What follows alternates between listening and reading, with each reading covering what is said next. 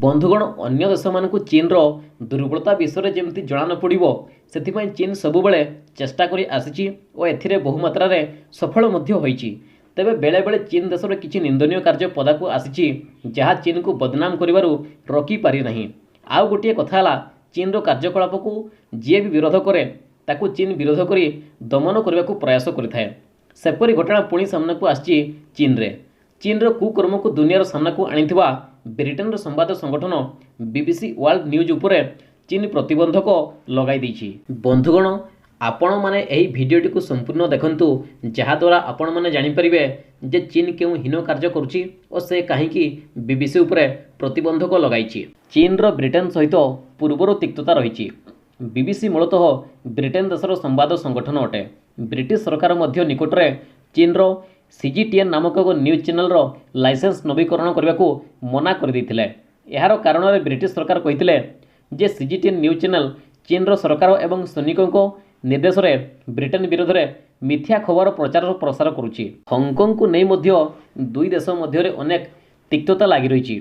पूर्व सेप्टेम्बर 2020 में ब्रिटेन सरकार चीन को एक बड़ झटका देथिले। चाइनार हुएई कंपनी को 5G नेटवर्क चुक्ति देवाकू ब्रिटेन प्रधानमंत्री बोरिस जॉनसन मना कर देथिले। एथिपाई हुएई एवं ब्रिटेन मध्य प्रारंभिक चुक्तिनामा स्वाक्षरित हो सारी पर ब्रिटेन कहिथिला जे हुएई कंपनी माध्यम चीन सेना एवं सरकार अन्य देश में गुप्तचर नेटवर्क प्रस्तुत करुछंती।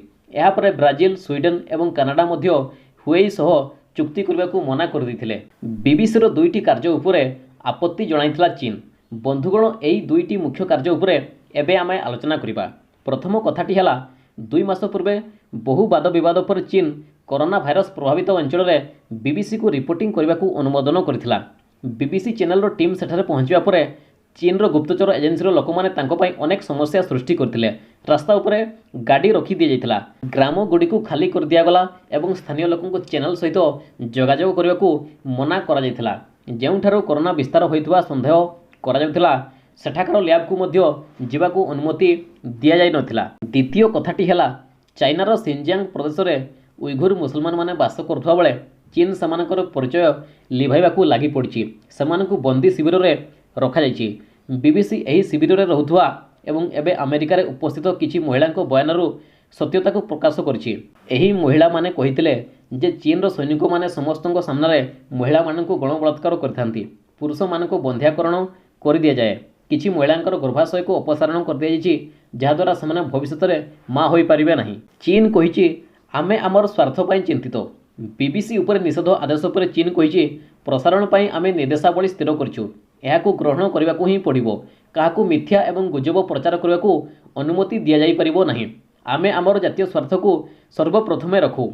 राष्ट्रीय हित में कौनसी बुझामणा हो पारिबो नहीं बोली चीन कहिछि।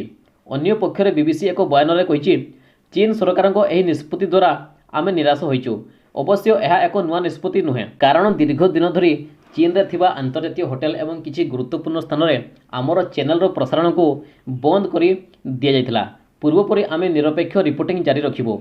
अमेरिकार वैदेशिक विभाग मुखपात्र नेड प्राइस यार विषय कहते जे आमे चीन पदक्षेप को विरोध करुछु।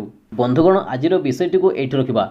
भिडियोटी भल लागिथिले यूट्यूब रे देखुथिले जर्नलिस्ट बिमल चैनल को सब्सक्राइब करी बेल बटन टी को दबाई दिंतु। फेसबुक रे देखुथिले जर्नलिस्ट बिमल फेसबुक पेज टी को लाइक कर दिंतु और इंस्टाग्राम रे देखुथिले जर्नलिस्ट बिमल पेज टी को फॉलो कर दिंतु। धन्यवाद, नमस्कार।